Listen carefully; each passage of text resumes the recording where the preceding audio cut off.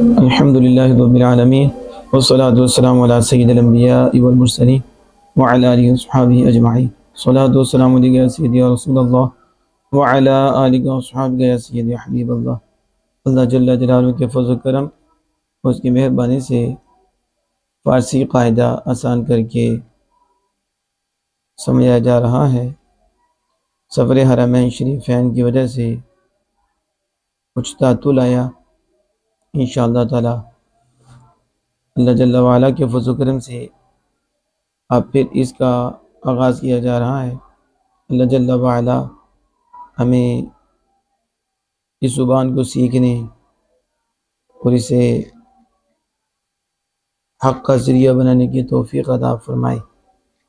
ماضی قریب تک ہم نے اس کے اسباق اپلوڈ کرائے تھے.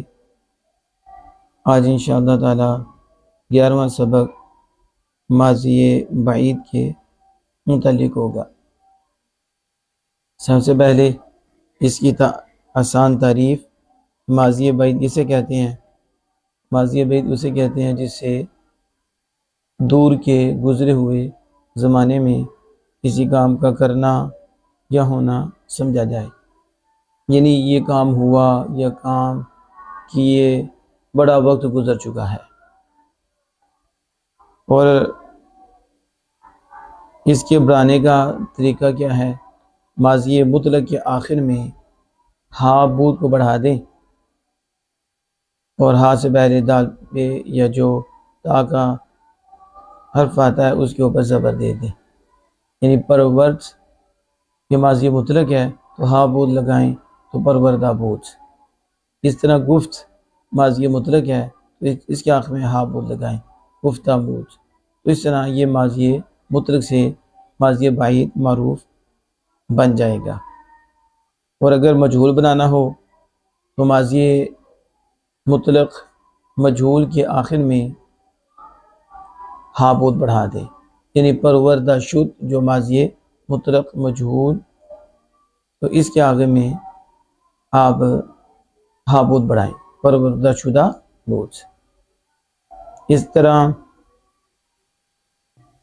خواندہ شد تو یہ ماضی مطلق مجہول ہے، اس کے آگے میں ہا بود بڑھائیں خواندہ شدہ بود تو یہ ماضی بعید مجہول بن جائے گا. اور انہی کے شروع میں آپ نہ لگا دیں جیسے آپ کو پہلے بتایا تھا تو یہ پھر ماضی بعید منفی معلوم بن جائے گا. یعنی پروردہ بود سے نہ پروردہ بود اور پروردہ شدہ بود سے نہ پروردہ شدہ بود. تو یہ چار ماضیاں بن جائیں گی. ماضی مطلق سے ماضی بعید معروف ماضی منفی بعید معروف اور ماضی مطلق مجہول سے ماضی منفی بعید مجہول ماضی منفی بعید معروف. یہ چار ماضیاں بن جائیں گی. اب گردان کرنی ہے تو آپ کو میں نے کہا تھا مساتیر آپ نے یاد رکھنی ہے. آپ اس سے کوئی مزہ لے لیں تو نون ہٹائیں تو یہ مطلق معروف بن جائے گا. پھر ہا بود لگا کے ماضی بعید بنا لیں. اچھا گفتن ہے تو پھر اس سے نون ہٹا دیں تو گفت ماضی مطلق معروف بنا. ہا بود لگائیں ماضی بعید معلوم بنا. اب گردان کر لیں باقی ساری علامتیں اس کے آخر میں لگا لیں.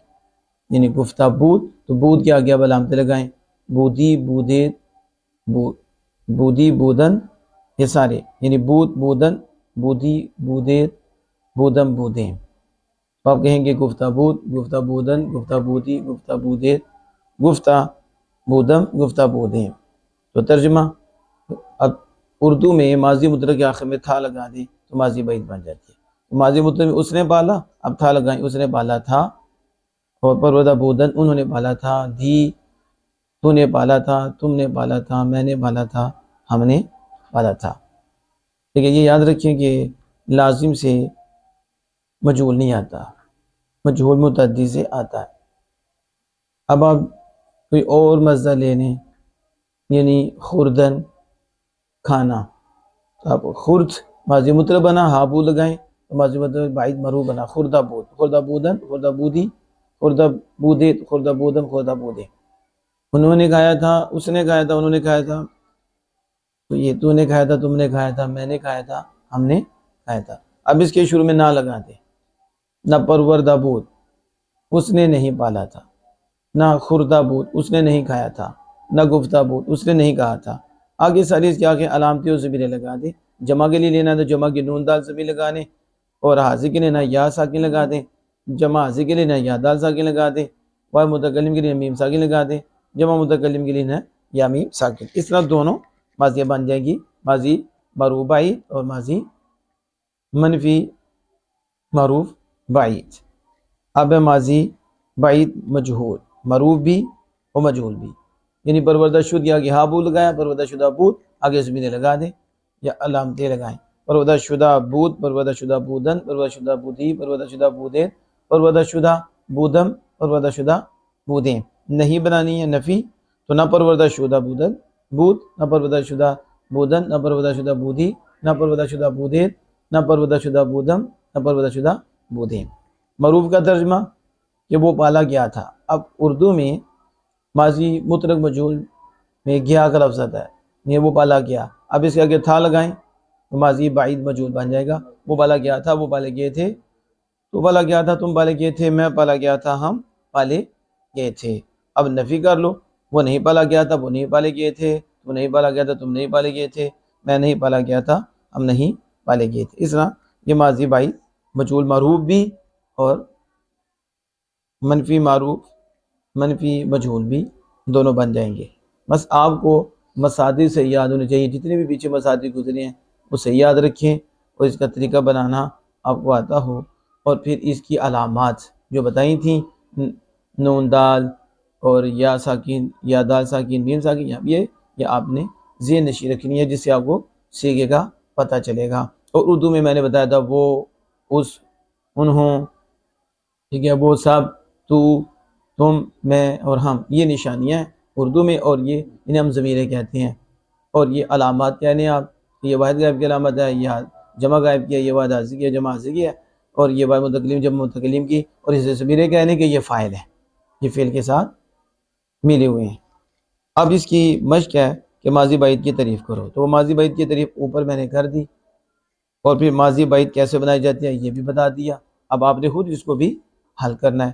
گفتہ بودم میں نے پیچھے بتا دیا کہ آپ نے علامت دیکھنی ہے، آخر میں دیکھیں میم ساکن ہے، یہ علامت ہے، اور یہ ضمیر ہے واحد متکلم کی، اور یہی فاعل ہے، تو آپ اسے کہہ دیں واحد متکلم۔ معنی کیا ہے؟ معنی میں نے کہا تھا، اور نہ رسیدہ بودی کا ترجمہ کریں۔ اب آپ کو ترجمہ کیسے آئے گا؟ ایک تو مصدر کا معنی آتا ہو، دوسرا پھر آپ کو علامت بھی یاد ہو۔ اب نہ رسیدہ بودی، اب آخر میں یا علامت ہے واحد حاضر کی، تو آپ اس کا ترجمہ تو سے ہوگا، اور نون نفی، یہ صیغہ نفی کا ہے، رسیدہ بودی، تو بودی سے پتہ چلا یہ ماضی بعید ہے، تو رسیدہ میں نے پہنچنا ہے، تو معنی یہ ہو گیا تو نہیں پہنچا تھا، میں نوازا گیا تھا۔ اب اس کے فارسی میں واحد متکلم سے پتہ چل گیا کہ صیغہ واحد متکلم کا ہے، گیا سے پتہ چلا کہ یہ ماضی مجہول ہے، اور تھا سے پتہ چلا یہ ماضی بعید ہے، یعنی یہ اردو میں بتا رہا ہوں اس طرح۔ اب اس طرح آپ جو ہے نا اس کی فارسی بنا لیں گے اور یہ آسان ہو جائے گا۔ یعنی آپ اس کا مصدر ڈھونڈیں، نواختن، یہ اس کا مصدر ہے، اور نواخت سے ماضی بنی نواخت ماضی مطلق، اس کے آخر میں ہا بود لگایا تو ماضی معروف بنی نواختہ بود۔ اب آپ نے مجہول بنانا ہے تو اس کا ماضی مطلق کا مجہول نواختہ شد، جب نواختہ شد ہے تو اس کے آخر میں آپ نے ہا بود لگانا ہے، تو واحد غائب کا نواختہ شدہ بود، یہ واحد غائب ہے۔ اب واحد متکلم کا لگانا ہے تو میم لگا دیں، نواختہ شدہ بودم، میں نوازا گیا تھا، بس اس طرح یہ بن گیا۔ تم نہیں بھاگتے تھے، اس کی فارسی بناؤ۔ اب یہ جو انہوں نے لکھا ہے نا یہ ٹھیک نہیں ہے، اس لیے کہ آپ نے پڑھا نہیں ہے۔ آگے ماضی استمراری بعد میں آئے گی، لیکن یہ ماضی استمراری کا پہلے صیغہ دے دیا، تم نہیں بھاگتے تھے، یہ ماضی استمراری اردو میں ماضی مطلق کے آخر میں تا تھا تھے جب آ جاتا ہے تو یہ علامت ہے ماضی استمراری کی، لہذا یہ ماضی استمراری ہے، یہ سبق آ گیا گا۔ ہم یہ کہہ لیتے ہیں تم نہیں بھاگے تھے، تو یہ جو ہے نا ہو جائے گا ماضی بعید کا، تو تم سے جمع حاضر کا صیغہ ہو جائے گا اردو میں، اور تھے بتا رہا ہے کہ یہ ماضی بعید کا صیغہ ہے۔